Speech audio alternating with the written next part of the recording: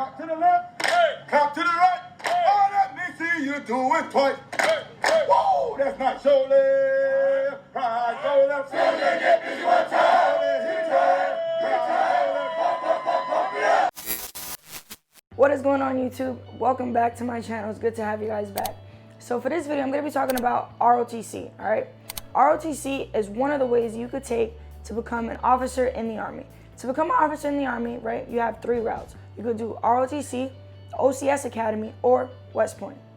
The OCS Academy basically is a version that you could do of when you enlist. You could tell a recruiter, hey, I want to become an officer in the Army. And instead of going to AIT after basic training, you would ship off straight into the OCS Academy. The next one is West Point.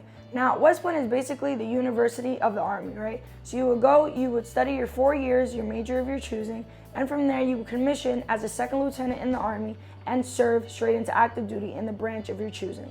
Now, the route that I'm going to be talking about today and the route that I am taking is ROTC, right? Now, ROTC, I like to think of it as a chiller version of West Point, right? You're not stuck over there, right? You know, you're home, you still have the time to do what you want and when you want, right? Now, you could join ROTC from two different sides, right? You could be enlisted prior service or a civilian, as in you're not enlisted, you're coming fresh into the military as it is, right? So basically the only difference between contracting into the ROTC from enlisted and civilian is that as an enlisted, you're going to be signing what is called an SMP contract. That means that you belong to your unit, you're signing this contract, and you're joining the ROTC. That means if something was to go down, you become non-deployable. They can't use you, right? They can't touch you because you belong to ROTC.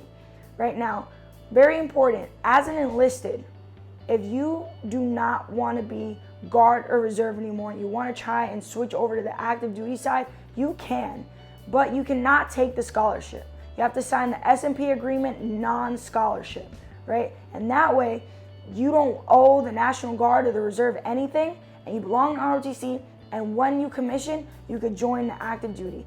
But you're gonna be competing with your fellow cadets just like you would do if you were coming into this fresh as a civilian, right? As a civilian, you would come into your college campus and tell them, hey, I wanna do ROTC. They would start getting your contract packet ready. Now, it's not gonna happen overnight, okay? Honestly, depends on the funding of your university and the slots available. So let's say, you know, both sides, enlisted, civilian, you came in, you got your contract, you did scholarship, awesome, everything's ready to go. So after that, depending on where you're studying is how long you would be in ROTC. So you could either do your bachelor's or you could do your master's like I'm doing. So if you did your bachelor's, you would sign for 4 years. If you're doing your master's, you could do 2.5 years, right? The point is that you have to finish in the time that they give you the scholarship. You could ask for an extension, but it gets a little bit tricky. So if you sign for 4 years, you're gonna be going through all the MS4 years. The ROTC is broken down into MS years. So you would have MS1, MS2, MS3, and MS4. Instead of calling them freshmen, sophomores, juniors, and seniors, you would call them MS1, MS2, MS3, and MS4 year. Now, in those MS years, you're going to be taking classes for ROTC. In your MS1 and your MS2 year, you're going to be taking those classes that are basically going to be teaching you the basics that you need for when you ship off to basic camp. Now, basic camp is basically a condensed version of Army basic training. Army basic training is comprised of 10 weeks. Basic camp is only a month. So as you can see, it is a condensed version. Now, once you come back from basic camp, you will start into your MS3 year. Now, your MS3 year, in my opinion, is your bread and butter, all right? This is where it is your time to shine and show your cadre, hey, I mean business and I want to rank high. Now, don't get me wrong. You should be aiming for that all 4 years that you are in the ROTC. But a lot of people take that MS3 year to really crank on the gas and, you know, just start shooting for the moon, right? Do your best. Now, in between your MS3 year and your MS4 year, your junior and your sophomore year, that summer, you're going to ship off to advanced camp. Now, in advanced camp, this is where you want to kick some serious butt. This is where you want to show your cadre, hey, I paid attention in class. I know my op order from top to bottom. You can ask me anything, and I could justify why I did it. An op order basically is a brief that you are going to give your platoon as a platoon leader on a mission that you guys are going to conduct the next day. Right? Now, it is very important that you pay attention to your MS3 year, okay? Because this is where your cadre is really going to break down everything that you need to learn as a platoon leader. That way you could be the best platoon leader that you could be in the Army. Now, noted in ROTC, they're training everybody to be infantry, all right? You may be coming into ROTC saying, hey, I want to be medical services or MP or ordnance, finance, right? But in the ROTC, they're training everyone to be an infantry officer, all right? So don't worry, you're not gonna be forced into infantry, all right? But you're just gonna be learning everything that an infantry platoon leader should know when we're out in the field, all right? So you come back from advanced camp and now you're in your MS4 year, your senior year. Hallelujah, right? You got through the hardest part in ROTC. I'm not kidding. Once you come back from advanced camp, this is where you can literally breathe. You can take a deep breath and you're just like, it's over with. Like, literally, I'm done. You can literally consider yourself done. All you got to do at this point is keep passing your PT test and make sure you maintain that great, amazing GPA that you fought your other MS years to get through, and you're done. All right? Don't get in trouble. Don't do anything stupid, and you will be done.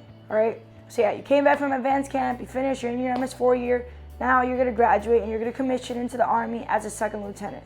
Now, very important, before your MS3 year even begins, please start doing your research, all right? Look up on YouTube the different branches that the Army offers you as an officer, all right? There are so many job opportunities in the military as it is, all right? So just please make sure that you have at least a top 5, a solid top 5 of the branches that you want.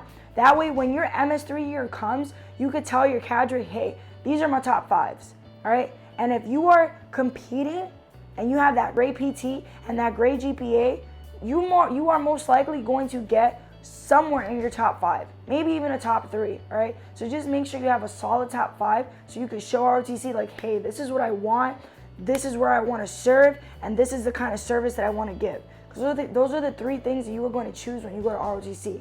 Your branch, which is your job, where you want to serve, as in where you would like to get stationed, either in the States or abroad, and what kind of service you want to go into. Guard, reserve, active, all right? Now, when you're enlisted, if you are reserves or National Guard, like in my case, I'm in the National Guard, this is where it kind of gets a little bit easier, right? You go to your unit and you say, hey, these are my top 5 branches that I want. Now, your unit is obviously going to try their best to get you your top 5, maybe even your top 3, and heck, they might even get you your top choice. Right? But it's always important for you to know what jobs you are getting yourself into. That way, if you don't get your top 3 and you get to your bottom choices, it's still a job that you know what you're getting into, and it's not just like, okay, I got my top 3, let me just slap in MP or slap in artillery, and then you commission and you go to BOLUC, which is basically the AIT version for officers, and you're in field artillery training and you're like, what the heck did I just get myself into? I don't want to shoot cannons, I don't want to shoot bombs and stuff. I don't know what this is. I don't want to be a cop. I don't know what it is to be a military police. I wanted to be finance. Well, you should have told him that. You should have told him, hey, finance, top choice, all right? So be diligent, read, look up information. There's so many videos out there about different branches, all right? Now, right before you graduate, you're gonna get your orders. Now, in your orders, it's basically gonna be different depending if you're Guard or Reserve or active. If you're gonna go active, on your orders, it's gonna tell you where you're gonna serve, as in where you got stationed in the States or abroad, and if you got any cool schools like Air Assault or Airborne, and your BOLUC training, right? Now, if you're Guard or Reserve, your orders are gonna stipulate the branch that you got. Obviously, if you're gonna be serving in your unit, it's gonna say your unit. But if you got transferred somewhere else, it's gonna tell you where you have to report. So if you got transferred to states, or if it was just a city or two, it's gonna state that on your orders. Now, once all of that is done, it is time for your commissioning ceremony. Now, your commissioning ceremony is honestly the best part. This is where you want to invite your friends, your family, because this is a big moment, all right? You're commissioning into the Army. You're going to become a second lieutenant in the Army. This isn't just a college graduation, all right? It's your college graduation and the biggest moment of your life where you achieved one of the biggest goals that not a lot of people in the world do.